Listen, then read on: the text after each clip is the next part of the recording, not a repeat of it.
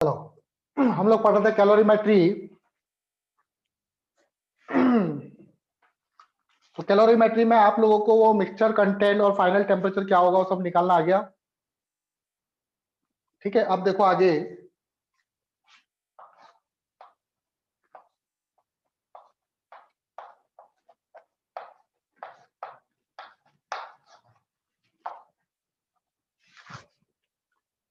अब कैलोरीमेट्री में और थोड़े अच्छे सवाल लेते हैं हम लोग।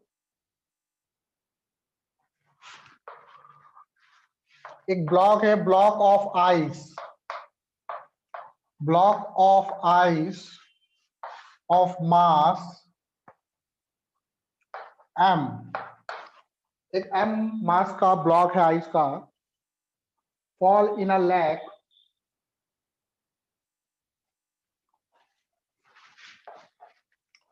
falls in a lake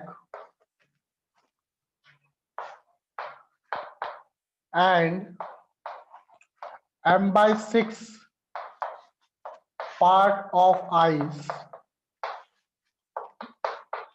melt. Ice and lake both are at 0 degree Celsius. Ice भी आपका 0 डिग्री सेल्सियस पर है और लेक भी आपकी 0 डिग्री सेल्सियस पर है। From what height did ice fall? From what height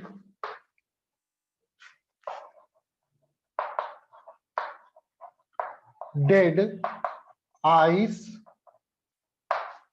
fall? कितनी हाइट से वो आइस गिरा होगा?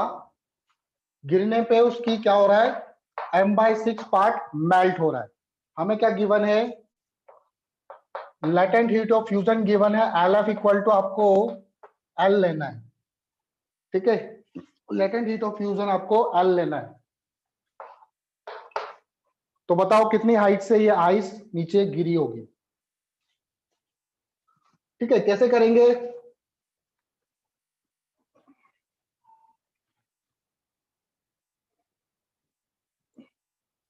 चलो देखो तो सवाल कैसे करेंगे।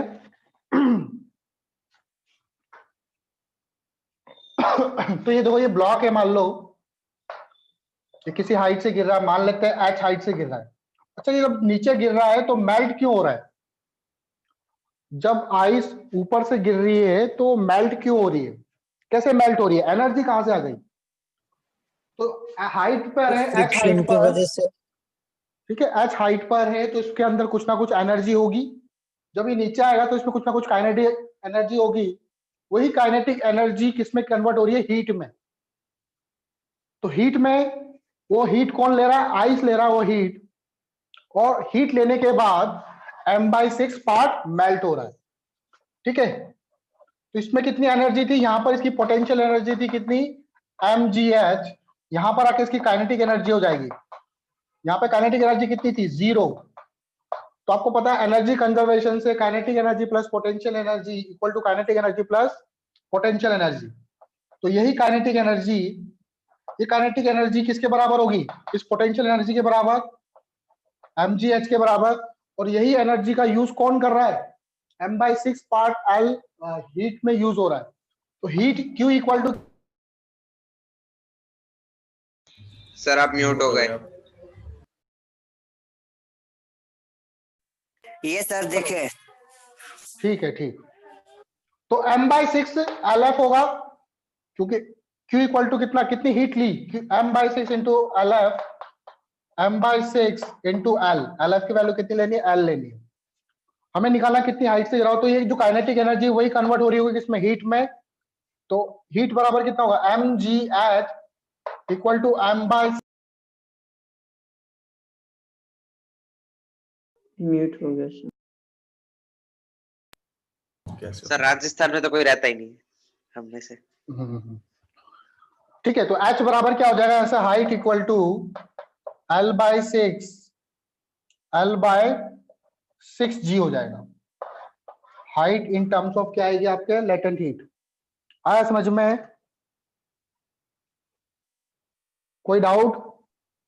सर एक बार फिर से बताइए सर। बेटा ये जो ब्लॉक था आइस का, ये आइस का ब्लॉक था, ये नीचे आ रहा है, ठीक है। आइस को मेल्ट होने के लिए क्या चाहिए? एनर्जी। अपना माइक बंद कर दो बेटा। आइस को मेल्ट होने के लिए क्या चाहिए? एनर्जी चाहिए। वो एनर्जी कहां से मिल रही है? इसकी जो पोटेंशियल एनर्जी है वही कन्वर्ट हो रही है किसमें? हीट एनर्जी में। ऊपर से गिरा, इसमें कुछ एनर्जी थी, वही एनर्जी के कारण आइस मेल्ट हो रही है, क्योंकि आइस के पास खुद तो एनर्जी नहीं आएगी, वो due to the height, due to the potential energy वो कन्वर्ट हो रही है किसमें? हीट पे। तो कितनी? सर आप सर फिर म्यूट म्यूट हो गया है।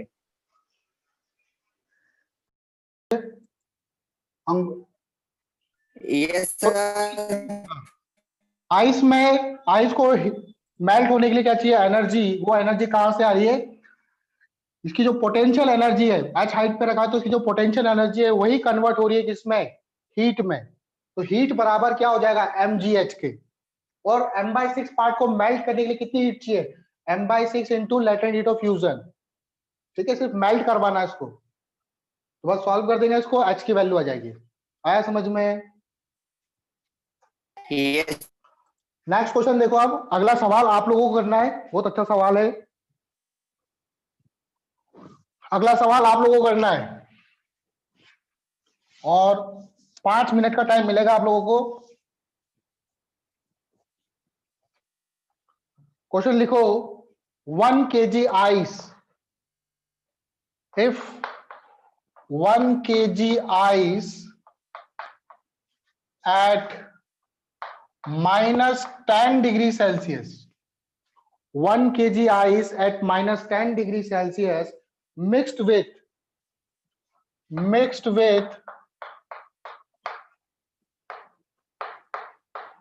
4.4 kg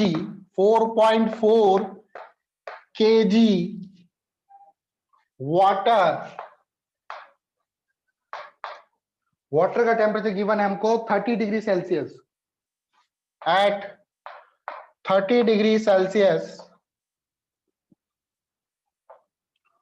फाइंड, क्या फाइंड करना आपको? फाइनल टेम्परेचर क्या होगा मिक्सचर का? Find final temperature of the mixture. Find final temperature of the mixture.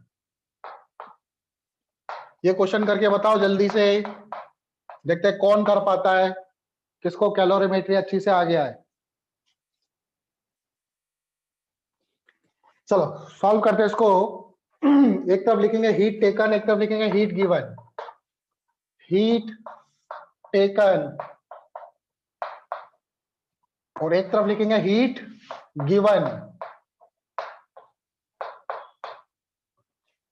ठीक है, हीट कौन ले रहा है? आइस लेगा। तो फर्स्ट स्टेप, आइस में ही कन्वर्ट हो रहा है। -10 डिग्री सेल्सियस से 0 डिग्री सेल्सियस आइस में आ रहा है।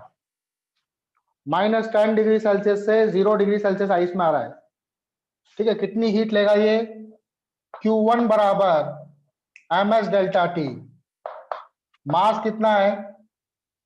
1 kg। स्पेसिफिक हीट कितना होता है? 0.5। और टेम्परेचर डिफरेंस कितना? 10।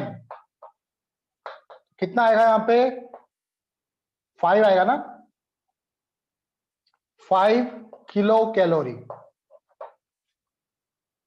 वाटर को लेके आते हैं, वाटर को 0 पे लेके आते हैं।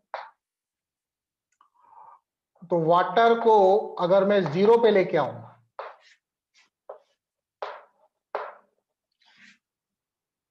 -30 डिग्री सेल्सियस से 0 डिग्री सेल्सियस वाटर पे, तो कितनी हीट रिलीज हो रही? ms delta T. मास कितना है? 4.4। एस की वैल्यू 1। 30 - 0 30। तो ये हो जाएगा आई थिंक 4 3 12, 4 3 12, 132 किलो कैलोरी। तो तो 5 किलो कैलोरी -10 से 0 में आने में यूज हो गई। अब देखो आइस से वाटर में बनाओ, आइस से वाटर में चेंज हो रहा है ये 0 डिग्री सेल्सियस आइस से 0 डिग्री सेल्सियस वाटर में, तो हीट रिक्वायर्ड होगी MLF। M कितना है 1 kg, latent heat of fusion क्या होता है 80, यहां पर चाहिए होगा 80 किलो कैलोरी। अब कितनी हीट बच गई 85 किलो कैलोरी यूज हो गई, और टोटल ये हीट थी, कितनी हीट थी 132 किलो कैलोरी। 130। अब क्या करें, तो हीट टेकन और हीट गिवन बराबर नहीं हो रहा, इसका मतलब जो फाइनल टेम्परेचर होगा वाटर का वो 0 नहीं होगा, क्योंकि अभी हीट बची हुई है। तो बची हुई हीट कहां जाएगी,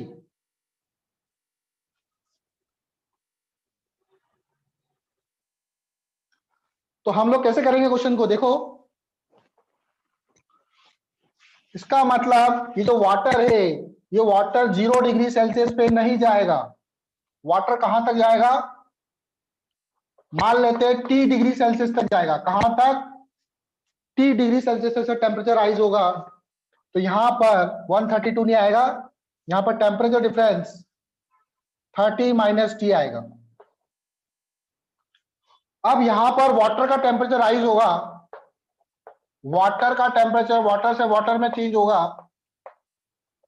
0 डिग्री सेल्सियस वाटर से T डिग्री सेल्सियस वाटर में, 0 डिग्री सेल्सियस वाटर से T डिग्री सेल्सियस वाटर में, तो इसको हीट की जरूरत पड़ेगी कितनी, Q3 बराबर ms डेल्टा T, m है 1, s है 1, डेल्टा T हो जाएगा T - 0। बात समझ में आ रही है, तो अब इक्वेशन को इक्वेट करो आप, हीट, हाँ बेटा, तो 30 - T कैसे सर, 30 - राइट T, साइड ये वाटर वाला वाटर जो था वो 30 डिग्री सेल्सियस पे था, तो ये तो दे रहा है हीट, तो हीट दे रहा है तो इसका टेम्परेचर डिक्रीज होगा ना, यस सर।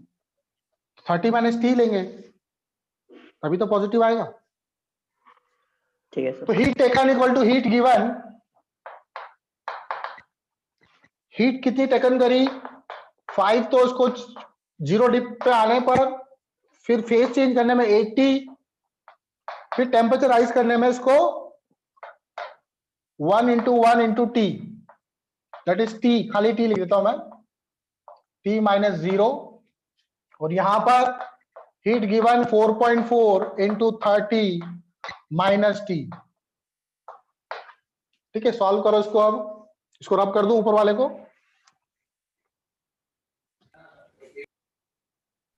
सर तो ये हो गया 85 आपका प्लस 85 + T, इधर कितना आएगा 132 आ जाएगा इधर, 132 प्लस -4.4 T, -4.4 तो 132 4.4 इधर आएगा 5.4, 5.4 132 - 85, 12 में से 5 7 47 47, तो T बराबर हो जाएगा 47 / 5.4, डिवाइड करो कितना आता है, 8.7 ये अप्रोक्स आएगा कितना 8.7 डिग्री सेल्सियस। आया समझ में, किसी को कोई डाउट,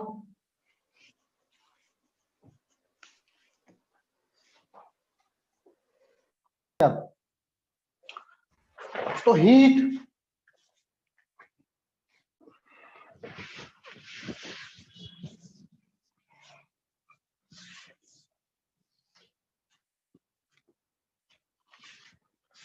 तो Q बराबर हम लोग लिखते हैं ms डेल्टा T, यहां पर क्या आता है आपका चेंज इन हीट, TQ बराबर हो जाएगा ms dt, delta Q equal to ms delta T लिखते हैं हम लोग, तो डेल्टा Q को मैंने क्या लिख दिया dQ लिख दिया, ठीक है। और अगर मैं इसको dQ/dt कर दूं, ये टेम्परेचर नहीं है टाइम है, dQ/dt, तो इधर क्या आएगा ms dt/dt, ये dQ/dt क्या बन जाएगा आपका, पर यूनिट टाइम में कितनी एनर्जी जा रही है, हीट एनर्जी, तो ये आपका हो जाएगा heat power, per unit time में कितनी हीट जा रही है, that is called heat power. तो dt/dt क्या है, ये rate of change of rate of change of temperature, किस रेट से टेम्परेचर चेंज हो रहा है, rate of change of temperature. अब अगर कभी ये तो जब फेज चेंज नहीं हो रहा हो, सॉरी, जब नो फेज चेंज, जब फेज चेंज नहीं हो रहा है तब ये होगा, और जब फेज चेंज हो रहा है तब हीट पावर क्या होगी, व्हेन फेज चेंज, तो उस केस में हीट पावर क्या होगी, उसमें dq बराबर हो सर सेम नहीं जाएगा होगी 80? dm into L, latent heat जैसे फ्यूजन हो तो फ्यूजन, वेपराइजेशन हो तो vaporization, again dq by dt क्या हो जाएगा, L dm by dt, L dm by dt, ये आपका क्या हो जाएगा, हीट पावर। जब क्या हो रहा हो, सर मास Phase कैसे change- चेंज होगा, rate of change of mass? Mass मतलब कितना सॉलिड लिक्विड में कन्वर्ट हो गया, उसका क्या रेट है, ठीक है ना, जैसे 1 ग्राम पर